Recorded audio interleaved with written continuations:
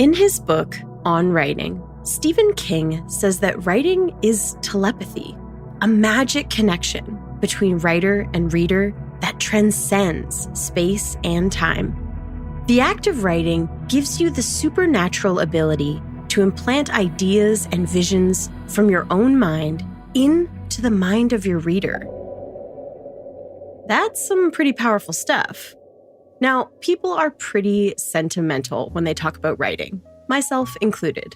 And for good reason. Writing is transformative. Anyone who fancies themselves a writer knows the feeling. When you sit down, start to write, and everything just starts flowing. You're in the zone. You're so full of words and ideas, time just flies by. And it feels like the only thing stopping your imagination from blasting out of you like a fire hose is how slowly you happen to type. There's nothing quite like it. But every writer also knows that those moments are fleeting and fickle. Most of the time, writing is hard. And when you do it professionally, these flow states are even harder to manufacture, especially when you have to write jargon-filled corporate updates or the legal department just happens to be your editor-in-chief. If you're working in communications, your livelihood depends on you being a competent writer. Whether it's writing press releases and speeches, scripts, or stories, it's undeniable that often, the better writer you are, the more success you'll find. But what is good writing? How do we know if our writing is effective? And how do we become better writers? Well, it just so happens that today's guest has some pretty good answers. You're listening to Infernal Communication, brought to you by Staffbase, and I'm your host, Kyla Sims. When I first started out as a professional writer, there was one piece of feedback that I kept getting over and over. So, Kyla, it's a bit long. Can we tighten it up a bit? We need it to be a bit shorter. Who has time to read all this? Who has time to read all of this? What can I say? I'm a long-winded person, and I love writing. The more words, the better. That was until one day, my boss handed me a book that changed my writing forever and made it way better. That book whipped me into shape. My sentences went from flowery and indulgent, going on and on unfocused, to sharp, deliberate, and clear. And that transformative book, it was called Several Short Sentences About Writing by Verlyn Klinkenborg. Now, over the last few years, I've had the opportunity to hire and mentor a few writers and teach some writing workshops. And every single time, I give the same advice.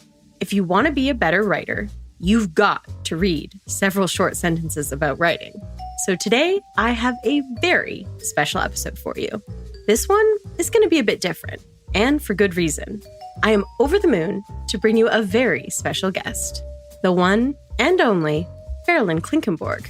Verlyn is a novelist, a journalist, and a professor at Yale, where he teaches the genre of the sentence. Now, if I start to sound a bit flustered in this interview, that's because I am. Like I said, nothing has had a bigger influence on my writing than Verlyn's book. So I was very excited and a little nervous to talk to him. I have too many questions for you probably, so we'll just jump in and, and try and get somewhere. Sure. Verlyn, what is at the heart of good writing? Attention, more than anything else, awareness. People inhabit a cloud of language, a cloud of perceptions, and they write within this cloud, and out of it comes a fuzziness, this mess of words, mess of thoughts. And one of the things, what I really primarily do is teach students how to pay attention to what's happening on the page in a sentence, but also paying attention to the way their own minds work. And it's something that nobody really teaches. But teaching writing is a great way to teach that, because you can't really actually write well if you're not paying attention to the texture and the consistency and the nature of your own thoughts, and then trying to find a way to put them in language that is clarified by your attention, by your awareness. And how do you teach training that kind of attention? Well, it's a funny process, actually. My class is very simple. Every student writes 2 pages every week, double-spaced, about anything they want. It has to be nonfiction. And that anything they want part is the really hard part because they're used to getting prompts from professors. All of their work has been what I call insincere up to this point. People have given them topics to write about. So what I'm really challenging them to do is figure out what are you interested in? What do you care enough about? And because to me, unless you're working within the realm of your own curiosity, your own interest, you're really not working at all in a certain sense. And then what we do is we look at these pieces. I read them. I mark them all very carefully. I line it at every one of them. So they come back with blue marks all over them, showing them where there are ambiguities. There are places where sentences have collapsed. There are places where sentences are actually dying in the corner, and places where they're doing really good work. And for most students, it's really the first time they've ever really been read closely. By that, I mean, what people are really paying attention to most of the time is their argument, the way they use sources, the overall movement of the piece. All I'm interested in is the structure and the movement of the sentence. So it's a very different standard, and it's exhausting at first because the students are worn out by trying to figure out what to write about, and also worn out by the fact that they thought they knew how to write. And they do in an academic sort of way. But the real test for me is that in the early weeks, we take one terrible sentence from each student's piece and make a list of them. It's called Some Sentences. And we stop in the middle of class and we go through them and we just say, so what on earth happened to this sentence? What do we do here? How do we fix it?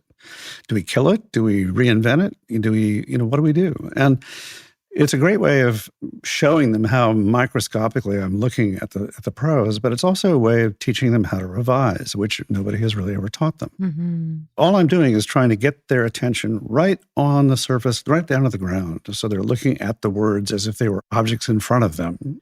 And it's very successful. It works really, really well because what ends up happening over the course of 12, 13 weeks, not only does everybody's prose improve by a lot, but their sense of who they are changes. Their idea of how they perceive the world changes. Their idea, especially of how they perceive themselves and their ability to communicate changes. It's a beautiful thing to watch and a very moving thing to watch.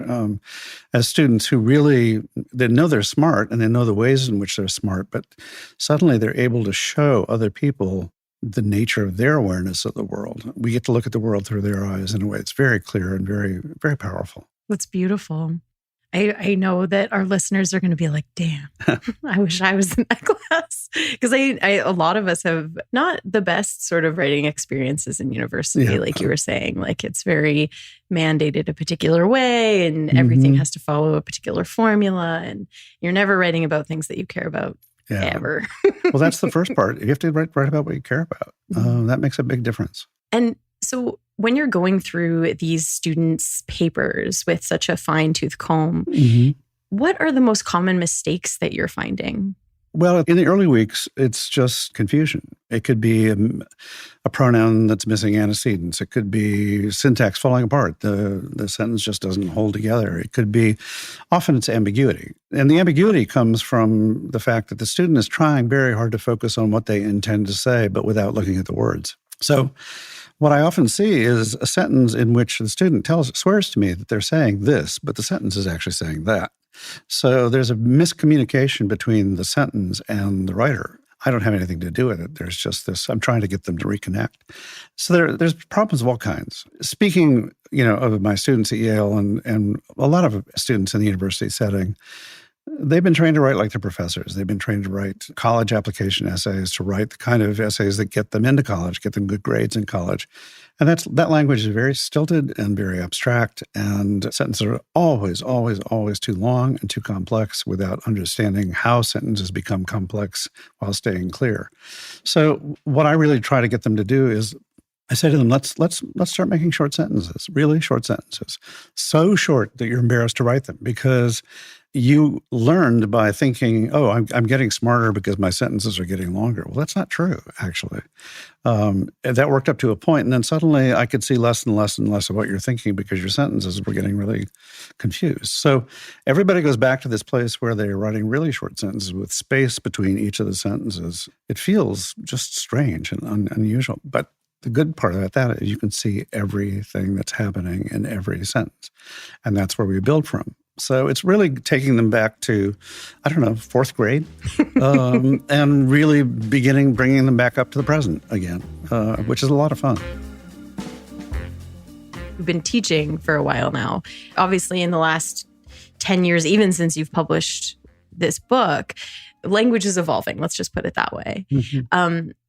Have you seen the writing of your students change over time? Like, are they picking up new and different ways of writing because of our more online digital writing culture?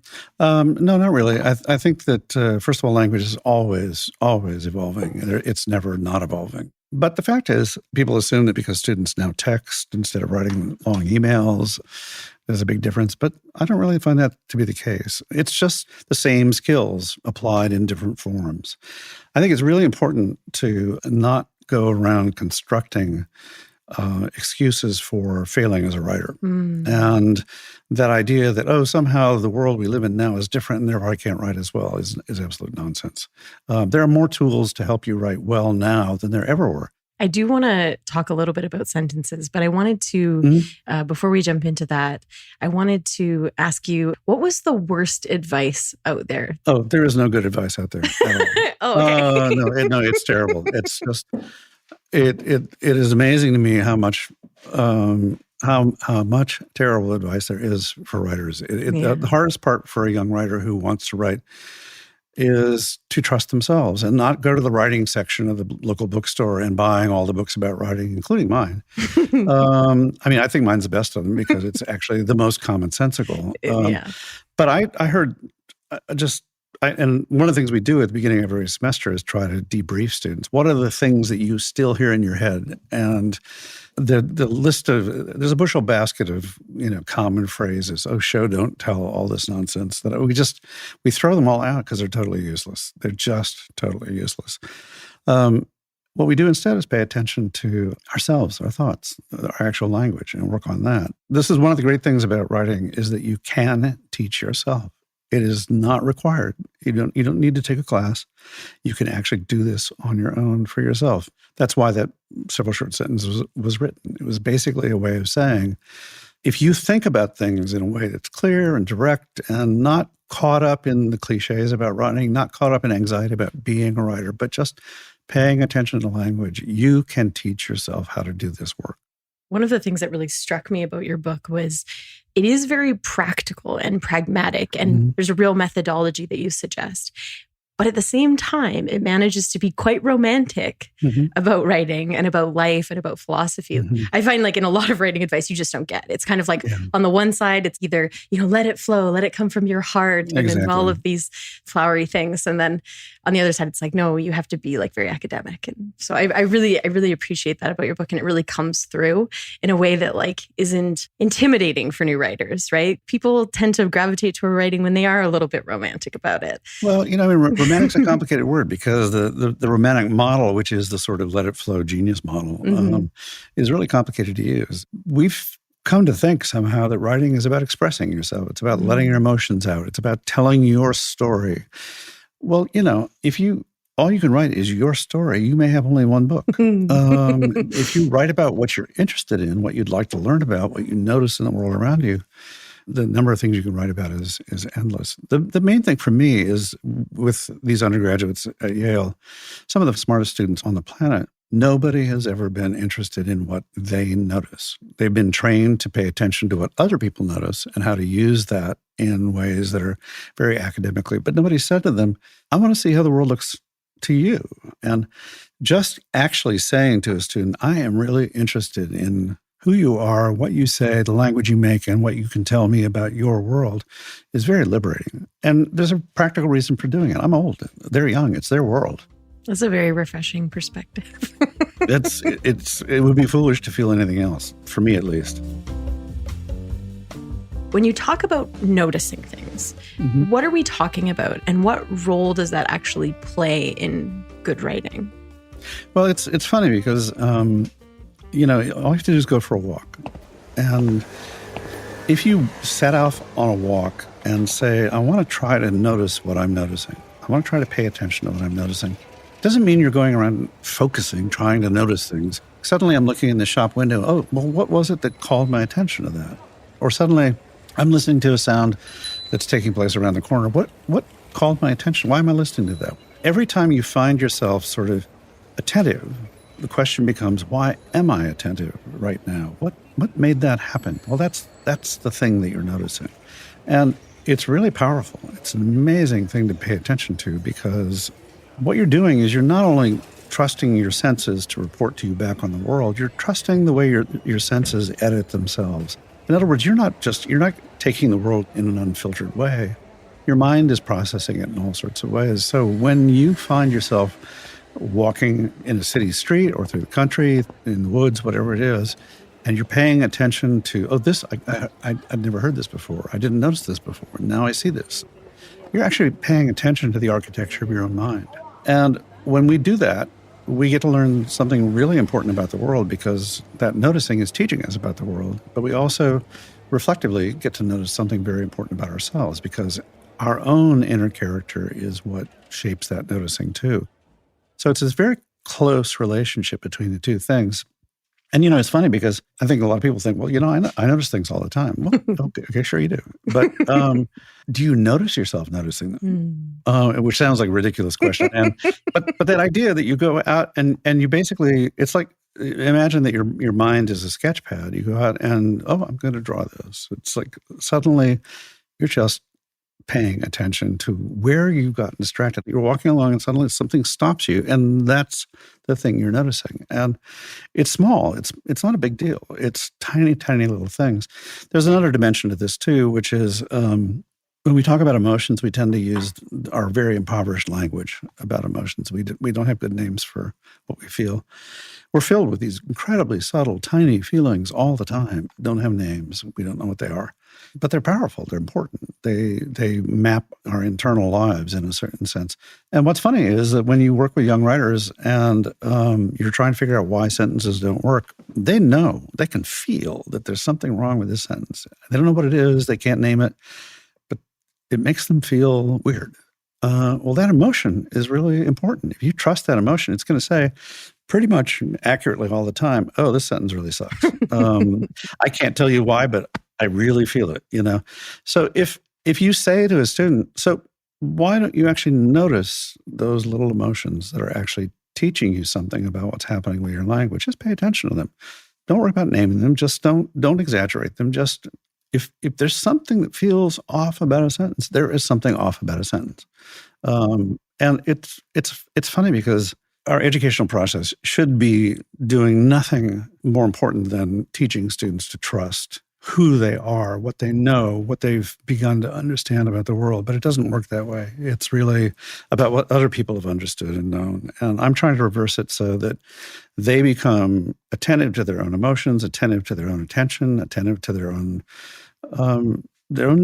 being, if I can say it that way. They don't have to write about that. That doesn't have to be the thing that they write about, but it's the thing from which they always write. We'll be right back with Verlyn Klinkenborg on what makes great writing and how to do it.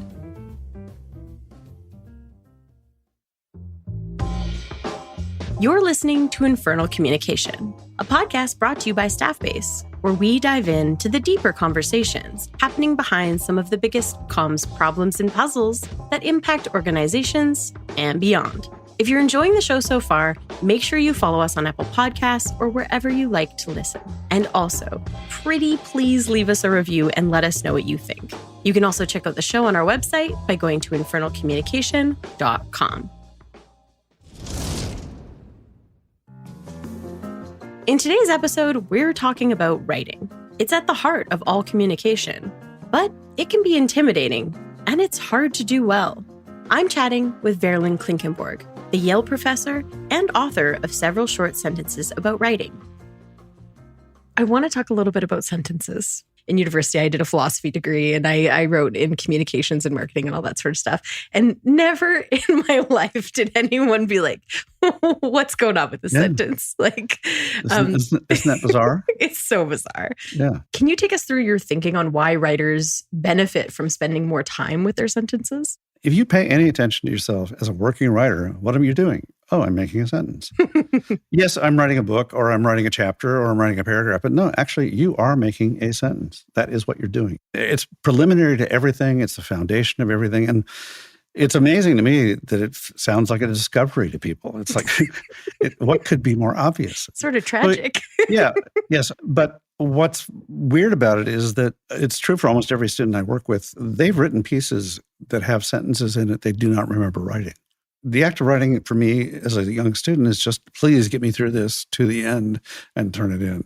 But when you're working as a writer, being in the sentence, absorbing what's happening in the sentence, paying attention to rhythm and clarity, all those sort of things, it's the foundation of everything. It always amuses me because students are always worried about structure and how does the piece work? And it's like, there is no piece until your prose is much better. But by the end of the semester, those questions about structure go away because suddenly they can see what their sentences are saying. So structure is not hard. It's just like, oh, well, we just arrange them this way. You're not having to walk through the fog and find these signposts as you go. The other thing that's part of this really too is, and it's an important part that I talk to my students about without actually saying, do it this way, because I urge everyone to test these experiments. I discovered a long time ago that outlining does no good for me at all. I don't want to know where my piece is going. I don't want to know what it's going to say.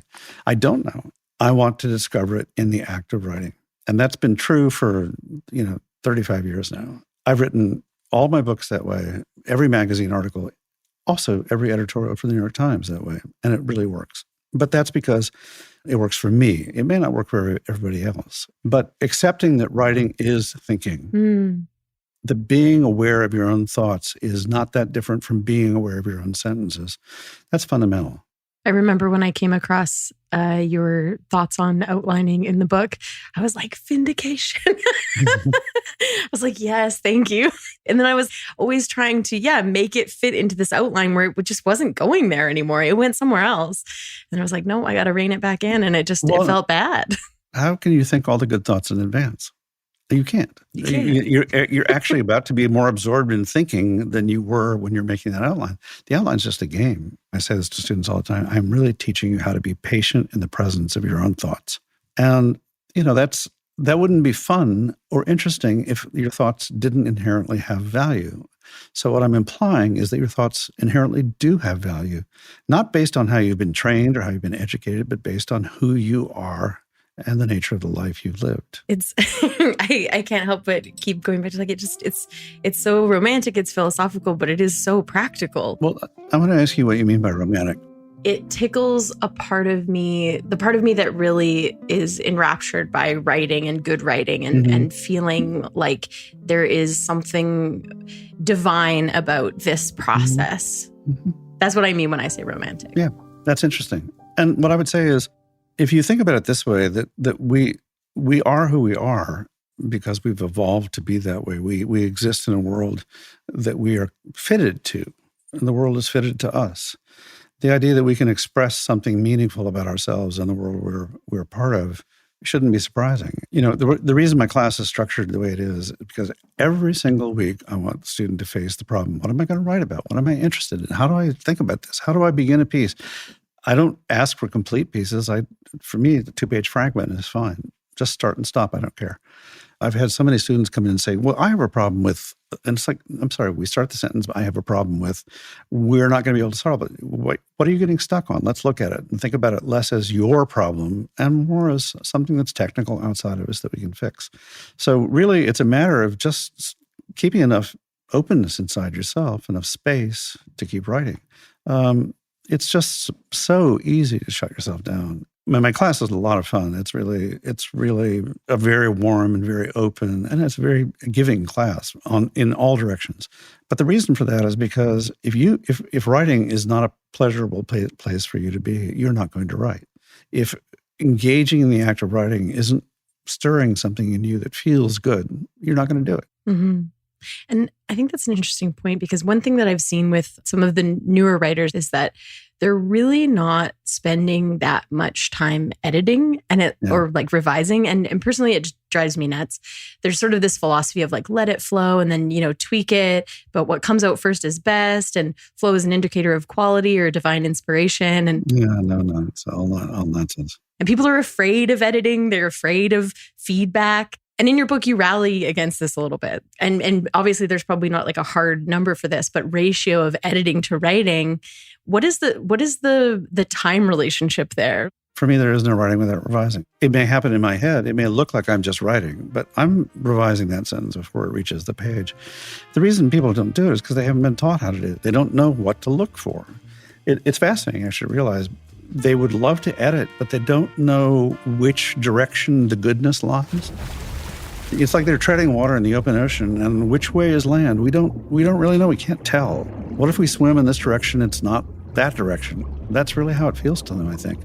So part of the reason we look at those bad sentences and the reason I line edit so carefully is because I can show students, so we have this sentence that's not very good, but watch. Here's a really good sentence hidden inside that not so good sentence. And all we had to do was remove a couple of words and do this. And suddenly, wow, what a good sentence you've made. It was already there. You just didn't know how to free it.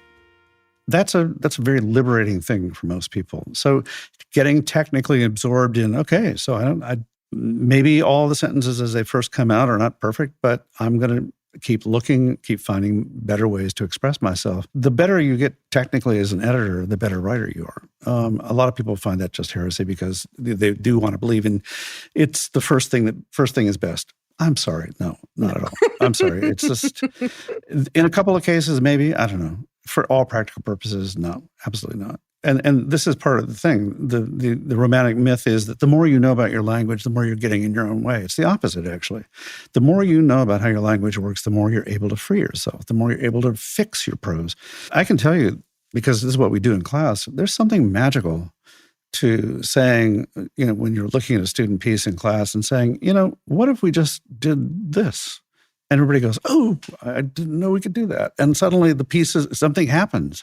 They get to watch this magical thing takes place right in front of them. And it's not anything that I specially do. Anybody who revises well can do it. But they begin to realize that there's this real pleasure in actually watching this amazing stuff emerge with their own effort. And I love that. So that's why I don't really make a distinction between revising and writing. Is there anything else today as we close up that I didn't ask you about that you think would be valuable to share with our audience? I'll talk about a couple of things. One is people believe there are a lot of rules involved in this, and it could be grammatical rules, it could be rules of genre, rules of punctuation. We use a lot of prose that's written by really wonderful people like Joyce Carol Oates or Charles Lamb in the 19th century, and they don't punctuate the way students think they should. So it's like, so we can play with this stuff. Everything's flexible. Everything's adaptable. Everything's adjustable. We can do all sorts of miraculous things. We're not in search of correctness. We're in search of clarity. We're in search of actually epiphany, if possible. You can't have a piece that's all epiphany all the time. It just doesn't work. But we are in search of these moments of clarity that can only come to us through clear language. I think the first thing is for everyone to take it for granted, something I take for granted in my students, that they have the ability to do this within them already. They have all the tools they need already. They're already good speakers of the language. They've been using the language for 20 years plus. It doesn't mean that you end up writing about yourself. You turn your attention outward and see what you notice in the world around you. Something wonderful happens. You get to be yourself. You get to respond as yourself, but you don't have to be the center of attention. You have to be the subject. And that's really a relieving thing for a lot of people. There's, just this endless, in my classes, people often begin with very personal essays because they know the material. It's about family, it's about problems, that sort of stuff. But they always move on. At some point, it's just like, I'm tired of myself now. I want to do something that's more complicated, and I want to look at the world. I want my language to move out into the world with me. What I would say is that for everyone who wants to think about writing, think carefully about the utility of everything you already know about writing. There's a good chance that 90% of what you think you know about writing is absolutely wrong. and is designed to create a kind of prose you don't really need to make, and is also based on a premise of who you are that's probably inaccurate and not very fulfilling. So if you operate with a greater sense of trust, a greater sense of your own ability to educate yourself, with the richness of the language in front of us, read all the time. I mean, my students say, what can we do to keep writing? And my answer is read. Reading is writing, as far as I'm concerned. And don't just read contemporary memoirs or contemporary novels. Start reading back into the 19th century. Start reading back into the history of our language, where it's so powerful and so rich and so emotionally important. The more you can go back and look at how it's been done before, the deeper and richer the sense of what the resources of language really is. And then when you marry that with your own increasing trust in yourself and your trust in what you're noticing in the world around you, really remarkable things begin to happen. And there's no one to prevent you from doing this. Thank you so much for your time, Verlyn. You're welcome. Absolutely. I really enjoyed this conversation. I know that our audience is going to love this and take a lot away from it. I appreciate you so much. Thank you for being here. Well, thank you.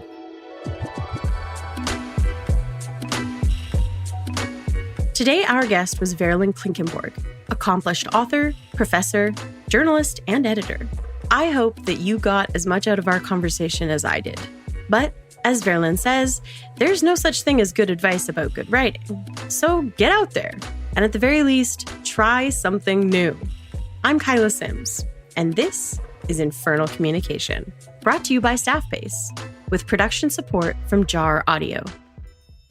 Join us next time when we'll be talking about how to cut through the barrage of digital distractions to make sure we're being heard above all the noise. I can totally see how there's loads of noise in internal comms. I mean, imagine if there's like 10,000, 100,000 people in your business. Like, there's a lot of stuff going on to the point where you probably can't even do your job.